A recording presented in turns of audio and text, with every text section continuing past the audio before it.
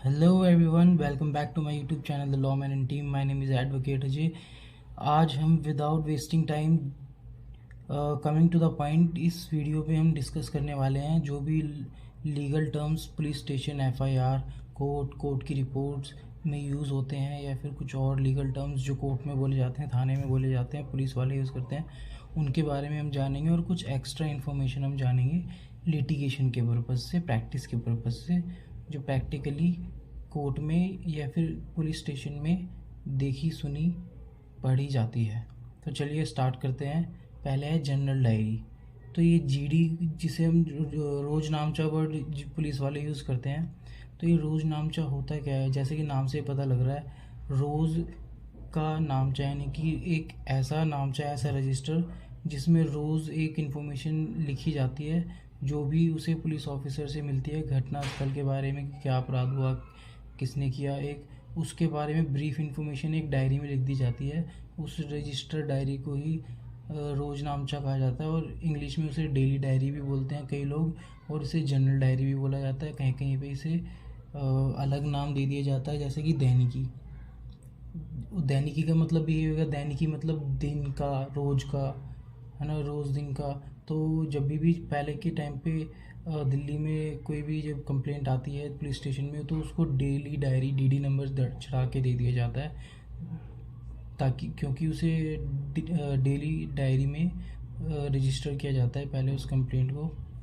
तो यही होता है रोजनामचा। अब अगर हम बात करें रुक्का, रुक्का क्या होता है? ये एफआईआर से पहले एक रुक्का तैयार किया जाता है जब भी पुलिस ऑफिसर को कोई इन्फॉर्मेशन मिलती है घटना स्थल के बारे में, अपराध के बारे में। तो घटना स्थल पर स्पॉट पे जाके जो वो देखता है पूरे घटना स्थल को, क्या हुआ, कैसे हुआ, वो सारी उसके बारे में जो रिपोर्ट तैयार करता है, कच्चा सा एक रिपोर्ट तैयार करता है, उसको रुक्का बोलते हैं। वो रुक्का एफआईआर के साथ ये चार्जशीट में भी लगा दी जाती है, आपको देखने को मिल जाती है। उसके बाद तहरीर। तहरीर सिंपली वर्ड यूज़ होता है एफआईआर में कई बार। तो तहरीर का मतलब होता है कंप्लेंट।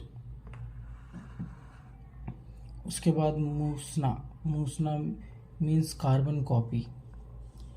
उसके बाद सबसे इम्पॉर्टेंट वर्ड जो बार बार जमा तलाशी वर्ड आता है कई बार, जब किसी व्यक्ति की अरेस्ट करने के बाद पुलिस वाले जब उसकी तलाशी लेते हैं, तलाशी करने के बाद जो भी उसका सामान मिलता है उसकी पोजेशन से उसकी एक रसीद बना के उसको दे देते हैं। इसी पूरे प्रोसेस को जमा तलाशी कहते हैं। और जमा तलाशी की एप्लीकेशन लगा करके जब वो बेल पे बाहर आ जाता है, तो उससे जो भी सामान रिकवर हुआ था उसको हम वापस कोर्ट में एप्लीकेशन लगा के ले सकते हैं। अब ये जाब्ता क्या होता है? जाब्ता मतलब एक रूल, नियम, कानून होता है। उसके बाद हम बात करते हैं मुस्तबा। मुस्तबा मीन्स सस्पेक्ट, जिसके ऊपर शक जाता हो। और तामील। तामील मतलब कुनंदा, यानी कि प्रोसेस सर्वर। बोलते नहीं कि इसकी तामील हो गई है, ये नोटिस इसकी सर्विस हो गई है, ये तामील बोलते हैं इसको। और छिनैती, नाम से ही पता लग रहा है, छिनैती मतलब जो बंदा कोई किसी का फ़ोन, कोई पर्स या कोई प्रॉपर्टी छीन कर भाग जाता है, ठीक है, तो इस छीन कर भाग जाने को ही छिनैती कहा जाता है। और उसके बाद हम बात करते हैं आदम पता। नाम से पता लग रहा है, आदम यानी कि अननोन, पता मतलब पता अभी उसका अनट्रेसेबल है, ठीक है। उसके बाद हम सॉरी उसके बाद आता है मजरूम। मजरूम मतलब इंजर्ड पर्सन। और मुसम्मी, कई बार एफआईआर में ये कंप्लेंट में देखने को मिलता है। मुसम्मी मीन्स होता है मिस्टर एंड मिसेस। और उसके बाद पुलंदा। पुलंदा मतलब सबूतों से भरी गठरी पोटली को पुलंदा कहते हैं। रवानगी। रवानगी का सिंपल इंग्लिश में मतलब होता है ट्रांसफ़र या डिपार्चर। तो रवानगी रिपोर्ट बनती है, डिटेल में जानने की ज़रूरत नहीं है। रवानगी का मतलब डिपार्चर होता है, इतना काफ़ी है। इसके बाद है GD, general diary. General diary जिसके बारे में भी हमने बात करी थी, रोजनामचा एक ऐसा डॉक्यूमेंट है जिसमें थाने में पुलिस की हर दिन की कार्यवाही का एक ब्यौरा लिखा जाता है, जो कि मैं ऑलरेडी पहले ही बता चुका हूँ। उसके बाद में आ जाता है खात्मा।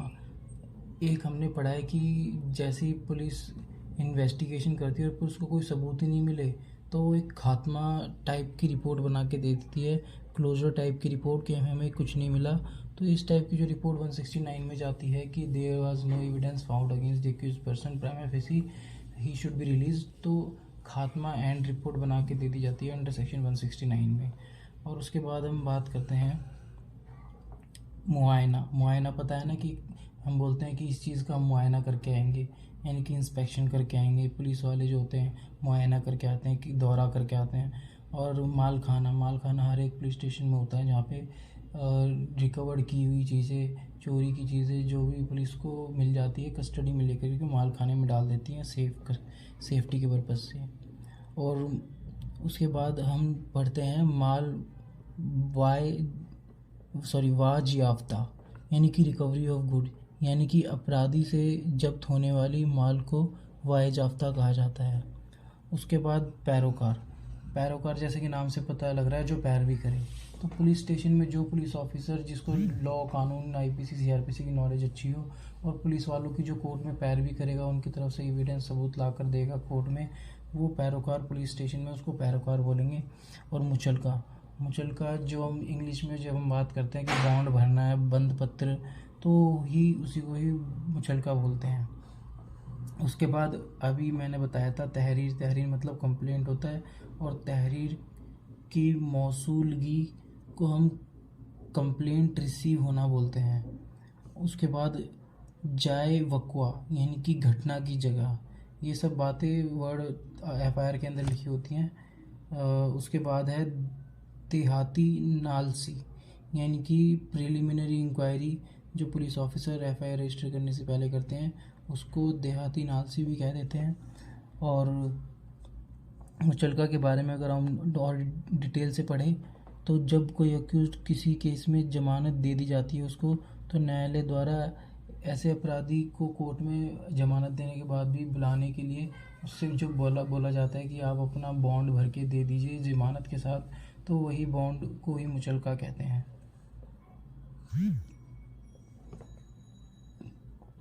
और ये जमानत को सभी जानते हैं। जमानत मतलब बेल, बरी मतलब रिलीज़ होना, और हवालाती मतलब प्रिजनर, कैदी। अब हम बात करते हैं ये केस डायरी की। तो केस डायरी, इसमें पुलिस द्वारा जो भी डे टू डे इन्होंने क्या इन्वेस्टिगेशन करी उसका पूरा ब्यौरा 24 घंटे का, जो भी इन्वेस्टिगेशन में उन्होंने क्या क्या किया वो सारा डिटेल्ड इन्फॉर्मेशन उसके अंदर होती है। और हमारे सीआरपीसी के लॉ में प्रावधान जो दिया गया है केस डायरी का 172 में दिया गया है। उसके बाद अगर हम बात करें सप्लीमेंट्री केस डायरी का, तो 172 सब सेक्शन 8 में सीआरपीसी में दिया गया है। और ये वर्ड क्या है, फरियादी, नाम से पता लग रहा है जो फरियाद लेकर आता है, उर्दू का वर्ड है, यानी कि जो प्रार्थी होता है, जो कंप्लेनेंट होता है। और मुलतवी हमने फिल्मों में भी सुना होगा और कोर्ट में भी सुना होगा कि आज की कार्रवाई मुलतवी की जाती है, यानी कि आज की कार्रवाई को टाला जाता है, एडजर्न किया जाता है, एडजर्नमेंट ग्रांट की जाती है, कार्रवाई स्थगित की जाती है अन्य दिन के लिए। और इजरा मतलब आरंभ। और जिरह को सभी पता है कि इससे मेरी जिरह हो गई थी, बहस हो गई थी, ठीक है।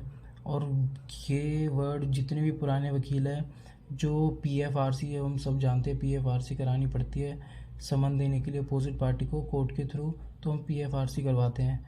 तो इसी को पहले के एडवोकेट्स, पुराने एडवोकेट्स तलबाना, तलबी ऐसे वर्ड यूज़ करते थे कि तलबाना करा लिया, तो वो पीएफआरसी होती है। अब हम बात करते हैं चार्जशीट के बारे में। चार्जशीट को हिंदी में वकील लोग चालान कहते हैं, और इंग्लिश में चार्जशीट को चार्जशीट भी कह देते हैं। और ये 2 टाइप की हो सकती है। अगर पुलिस ने इन्वेस्टिगेशन करी और पाया कि कोई सबूत नहीं मिले थे, कोई अपराध नहीं किया, तो वो चार्जशीट को क्लोजर रिपोर्ट बना के पेश कर देते हैं कोर्ट में कि हम इस केस को क्लोज़ करते हैं, अब और इन्वेस्टिगेशन करने की ज़रूरत नहीं है।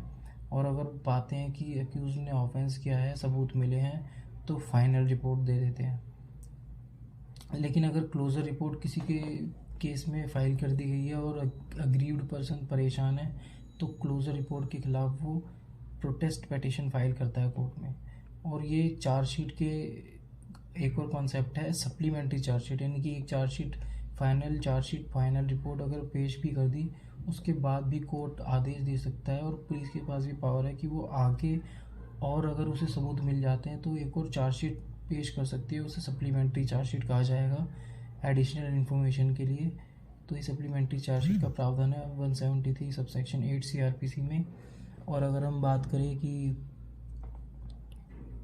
इंक्वेस्ट रिपोर्ट, जो कि हम फिर से CRPC में ही पढ़ते हैं, सेक्शन 174 में इंक्वेस्ट रिपोर्ट दी हुई है। जब कोई पुलिस ऑफिसर की या फिर मजिस्ट्रेट जब किसी पर्सन की डेथ जो कि नेचुरल सर्कमस्टांसेस में हुई है या उसका मर्डर हुआ है, तो उसकी अपेरेंट कॉज ऑफ डेथ क्या था, उस डेथ को उसके डेथ के पूरी इन्वेस्टिगेशन करने का जो पूरा प्रोसेस होता है उसको लेकर के जो रिपोर्ट तैयार की जाती है वो इंक्वेस्ट रिपोर्ट होती है। इंक्वेस्ट रिपोर्ट हमेशा डेथ से संबंधित होती है। और मुंसिफ कोर्ट मतलब मजिस्ट्रेट की कोर्ट, दीवानी मैटर मतलब सिविल मैटर, फौजदारी मैटर मतलब क्रिमिनल मैटर, कुर्की मतलब अटैचमेंट प्रॉपर्टी का, इकरारनामा मतलब एग्रीमेंट। और अभी बात करते हैं जमाबंदी की। तो जमाबंदी इसमें क्या होती है, ज़मीन की पूरी जानकारी डिटेल दी होती है, जैसे कि इसका ओनर कौन है, उसका नाम क्या है, उसका खसरा नंबर, खाता नंबर, ज़मीन कितने एरिया की है, क्या लैंड कौन सा है, एग्रीकल्चर है, डोमेस्टिक है, और इसमें कौन कौन लैंड में कल्टीवेट कर रहा है, खेती कर रहा है। और अब हम बात करते हैं कुछ और वर्ड्स की, जिसमें से मैं पहले गोसवारा वर्ड के बारे में ही बताऊंगा, क्योंकि जब भी हम सर्टिफाइड कॉपी के लिए अप्लाई करते हैं तो ऊपर एक वर्ड लिखा होता है कि गोसवारा नंबर। एक्चुअल में क्या है, कई सारे केसेस को फाइल बना करके कोर्ट रिकॉर्ड रूम में डाल दिया जाता है, तो उनको एक नंबर दे दिया जाता है, उसको कोर्ट की लैंग्वेज में गोसवारा नंबर बोलते हैं। जब आप सर्टिफाई अप्लाई करते हो तो गोसवारा नंबर अगर आपको पता है तो आपकी फ़ाइल तुरंत निकाल दी जाएगी उस गोसवारा नंबर की मदद से, इसलिए आपसे वो गोसवारा नंबर मांगा जाता है। उसके बाद हम बात करते हैं खाता नंबर। खाता नंबर से पता चलता है कि फैमिली, जो कोई फैमिली है उसमें कितने मेंबर और सभी मेंबरों ने कितनी प्रॉपर्टी होल्ड की हुई है। और खतौनी से पता चलता है कि पूरे परिवार द्वारा एक ज़मीन को कितने लोगों ने, जितनों ने होल्ड की हुई है, उसमें से इस पे कौन कौन कल्टीवेशन कर रहा है, खेती कर रहा है। ठीक है, एक बहुत सिंपल सा प्रोसेस है, जनरली सिविल केसेस में ही होता है, क्रिमिनल केसेस में, रेयर केसेस में, मतलब कुल मिलाकर के बात ये कि केस की शुरुआत जो होती है क्रिमिनल केस में कंप्लेंट फाइल करने से होती है, FIR फाइल करने से होती है, और क्रिमिनल सिविल केस में नोटिस दे करके। ठीक है, तो सिविल केस की बात करें तो नोटिस दे करके होती है। नोटिस कौन देगा, एडवोकेट देता है पार्टी का। फिर उसके बाद केस फाइल होता है पार्टी द्वारा, फिर समन जाते हैं कोर्ट द्वारा। तब भी अक्यूज्ड अगर नहीं आता तो वारंट होते हैं, वारंट पहले बेलेबल होते हैं, फिर भी वो नहीं आता तो नॉन बेलेबल वारंट हो जाते हैं, ताकि पुलिस वाले उसको पकड़ के लाएं। और फिर भी अगर वो नहीं मिलता तो उसे भगौड़ा घोषित कर देते हैं, PO proclaimed offender section 82 CRPC में। और वो फिर भी नहीं आता तो उसकी प्रॉपर्टी को अटैच करने के ऑर्डर दे देता है कोर्ट, जिस अटैचमेंट को हम कुर्की बोलते हैं। और फिर भी वो नहीं आता तो एक टाइम आता है पब्लिकेशन के द्वारा कोर्ट खुद ही डिक्लेयर कर देता है कि इस टाइम तक अगर अक्यूज नहीं आया कोर्ट में तो उसकी अटैच प्रॉपर्टी को बेच दिया जाएगा। और प्रॉपर्टी बेच भी दी जाती है। फिर उसमें जो सेल प्रोसीड्स पैसे आते हैं उस पैसे को इस तरह डिस्ट्रीब्यूट किया जाता है कि जो शिकायत करता है उसको उसका मुआवजा मिल जाता है, उसके पैसे मिल जाते हैं रिकवरी के, और बाकी जो कोर्ट में जितने कोर्ट का खर्चा हुआ वो कोर्ट अपना ले लेता है, और बाकी पैसे अगर बच जाते हैं तो अक्यूज्ड के अकाउंट में डाल दिए जाते हैं। अब जिस स्टेप के बारे में बात मैं करने जा रहा हूँ ये सिविल केसेस का है। जैसे कि मैंने बताया था कि पहले नोटिस जाते हैं वकील द्वारा, फिर वकील की मदद से ही पार्टी जो है केस फाइल करती है। और केस फाइल करने में सबसे पहले क्या फाइल होती है, प्लेंटिफ की तरफ से, वादी की तरफ से फाइल होती है। फिर इसके अपोजिट जो पार्टी होती है डिफेंडेंट, उसके वकील द्वारा फाइल की जाती है WS, जिसको बोलते हैं रिटन स्टेटमेंट, जो कि प्लेंट का रिप्लाई होता है। और जब डिफेंडेंट ने WS फाइल कर दी तो फिर प्लेंटिफ के पास में अगर कुछ और पॉइंट्स हैं तो इस WS का रिप्लाई दे सकता है। इस WS के रिप्लाई को रेप्लिकेशन बोलते हैं। और अगर फिर डिफेंडेंट का एडवोकेट को ये लगता है कि यार मेरे पास भी कुछ और पॉइंट्स हैं रेप्लिकेशन में, जो प्लेंटिफ के एडवोकेट ने जो बात कही है इसके जवाब में मुझे एज अ डिफेंडेंट की तरफ से मैं कुछ और बातें पेश कर सकता हूँ। तो डिफेंडेंट द्वारा रेप्लिकेशन का जो रिप्लाई दिया जाएगा उसको बोला जाएगा रिजॉइंडर। तो क्या हुआ, plaint WS then replication, replication के बाद रिजॉइंडर। प्लेंट प्लेंटिव फाइल करेगा, WS defendant, replication plaintiff file करेगा, रिजॉइंडर डिफेंडेंट फाइल करेगा। ठीक है, और प्लेंटिव अपने आप में मेन केस है, उसका रिप्लाई WS है और WS का रिप्लाई रेप्लिकेशन है और रेप्लिकेशन का रिप्लाई रिजॉइंडर है।